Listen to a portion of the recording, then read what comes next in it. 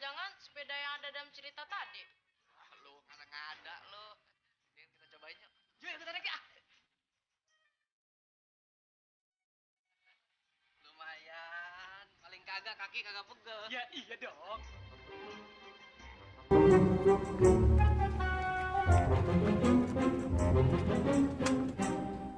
Lah. Ya, lu pergi mana sih?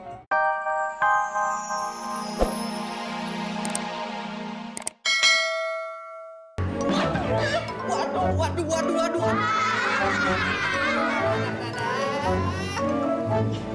Gila, lu main tabrak tubruk aja. Ya, nyamuk kebun dasar. Bukan disambut, malah ditubruk lagi lu. Diakorin lu. Lu baru aja gue diganggu sama anak-anak. Sekarang digoda sama setan yang terkutuk. Waduh, enak aja. Lu tuh biangnya.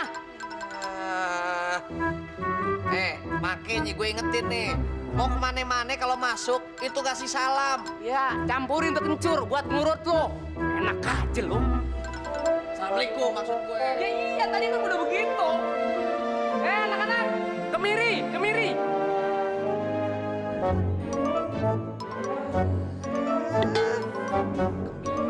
jahe sekalian. Kemari maksudnya. Come here. Sini. Bang Samin mau cerita nih. Lu cerita, so tau lu. Emang lu bisa cerita? Tadi kan lu sholatnya keganggu. Gue mau cerita orang yang sholatnya keganggu. Kesini, masuk cepetan. Bener nih, Bang Samin mau cerita. Emangnya Bang Samin gak marah kayak Bang Salim? Oh, no. Bang Samin gak bakal pemarah. Cepetan sini duduk adik-adik. Nah, kalau semuanya udah duduk yang rapi, yang manis, Bang Samin Entertainment mau cerita nih. Nah, begini ceritanya. Ada seseorang lelaki yang kaya raya, yang sholatnya kagak bisa khusyuk. Makanya dia gendeng ke masjid.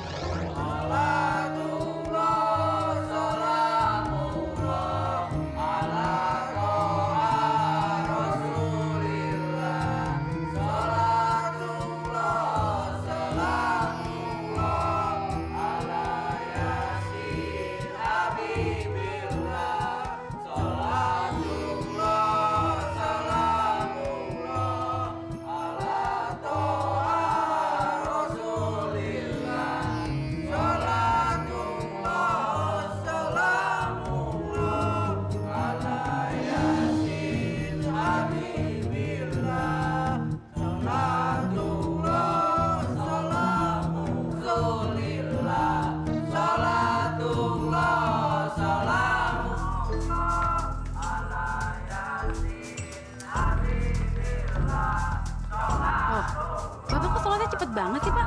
Aku belum sholat, Ma. Aku sholat di rumah aja ya. Emang kenapa? Nggak kusuk, Ma. Coba Mama denger deh.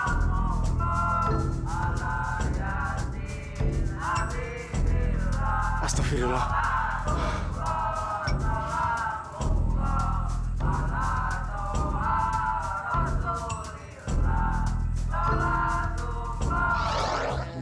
Ngeket.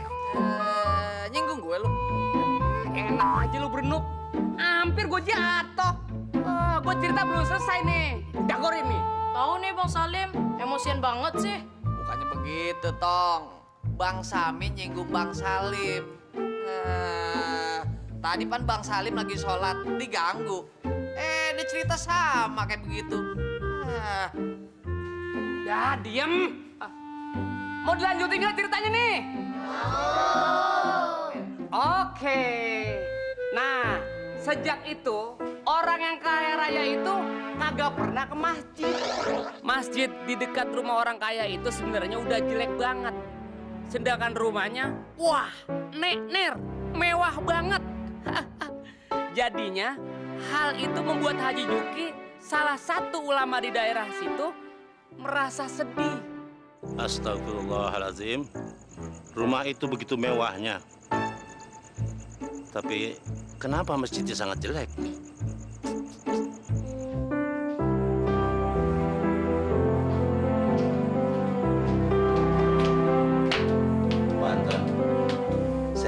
tanya, kenapa Pak Anton tidak mau membantu pembangunan masjid? Pak Haji, buat apa saya membantu pembangunan masjid? Saya kan tidak pernah sholat di masjid itu. Nggak kusuk, Pak Haji.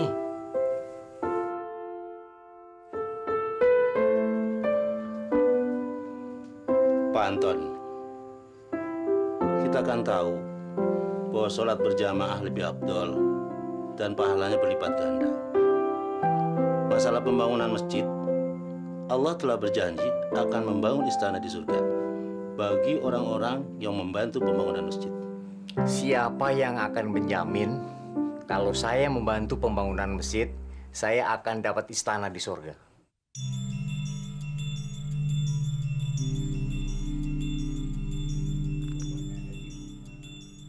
Saya yang akan menjamin. Saya akan terus berdoa kepada Allah. Tolong ambilkan alat tulis.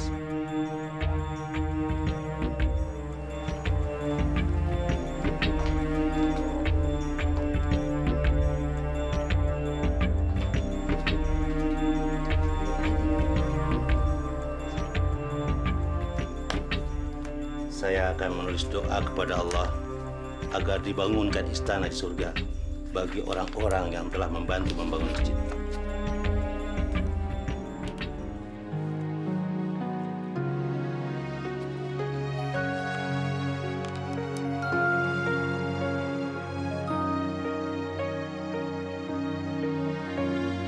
Akhirnya, orang kaya raya itu mau menyumbang untuk pembangunan masjid. Beberapa saat kemudian dia meninggal dunia dah.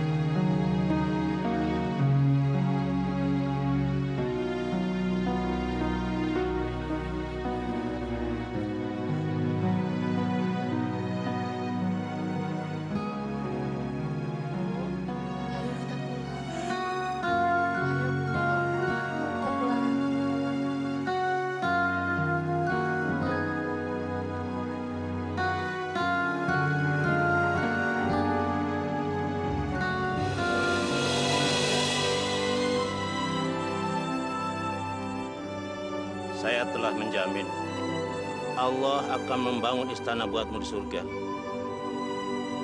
Semoga amal ibadahmu diterima oleh Allah Subhanahu wa Ta'ala.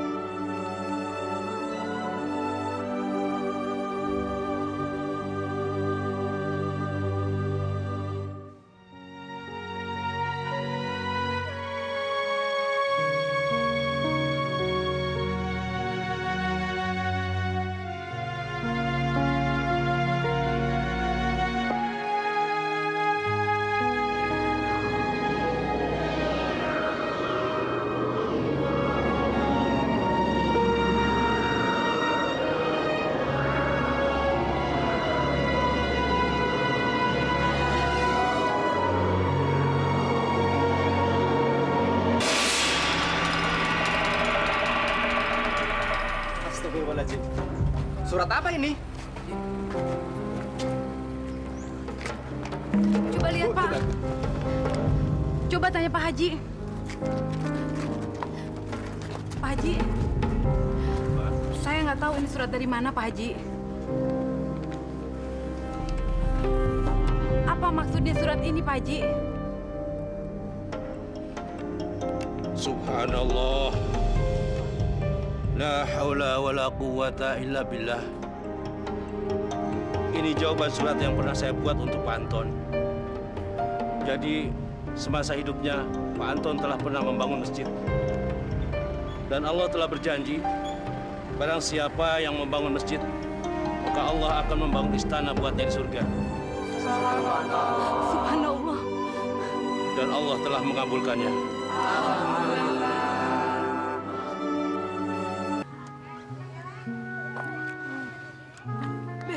Gimana kalau sepedanya kita naikin berdua aja? Ya deh, yuk.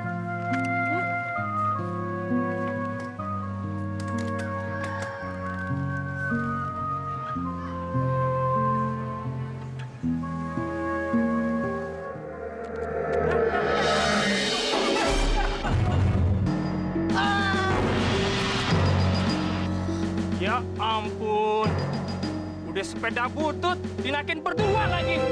Untung ada anak saya. Wow.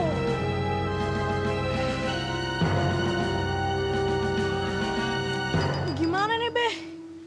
Kok semuanya jadi serba salah? Babe juga bingung, Maman. Ya udah, Babe angkat aja sepedanya.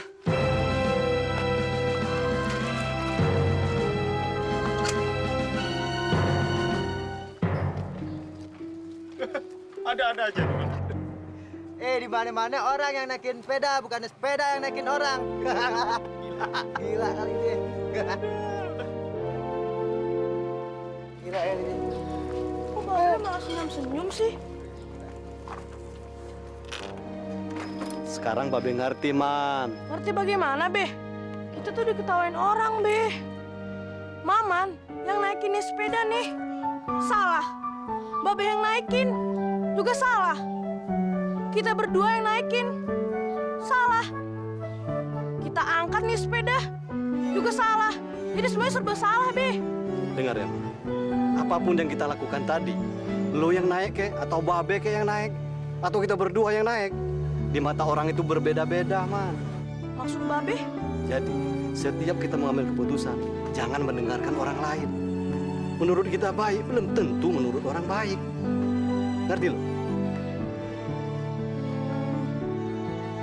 Ngerti, Be? Sekarang Ayu ngerti, Bang. Jadi, kalau kita bersikap, jangan terlalu mendengar omongan orang lain. Pinter lu, Neng. Emang anak-anak sekarang pinter-pinter ya. Kalau bisa jangan kayak Bang Samin nih.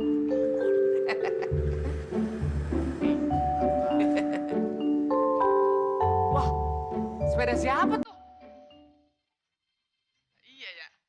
Waduh, mana tuh sepeda butut lagi? Jangan-jangan sepeda yang ada dalam cerita tadi. Lu ngada-ngada lu. Ini kita cobain yuk. Yuk, kita naik ya. Lumayan, paling kagak kaki kagak pegel. Ya iya dong.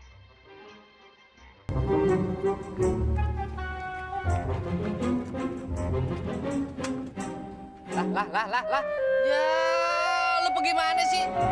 Yang boncengin siapa? Lo. Ayang naik.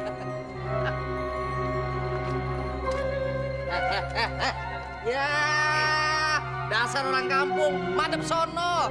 Ngapa sih lu ngambek mulu? Duduknya madep depan, ya.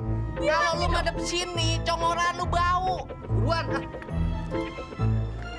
Ambekan banget. Di depan. Ah, iya, gua naik sepeda aja.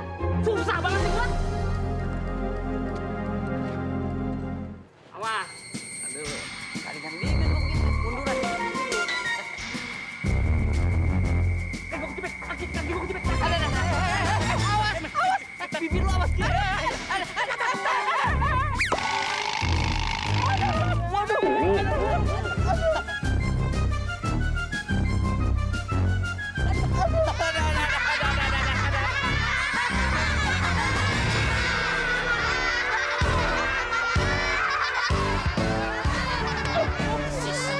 Paling lu.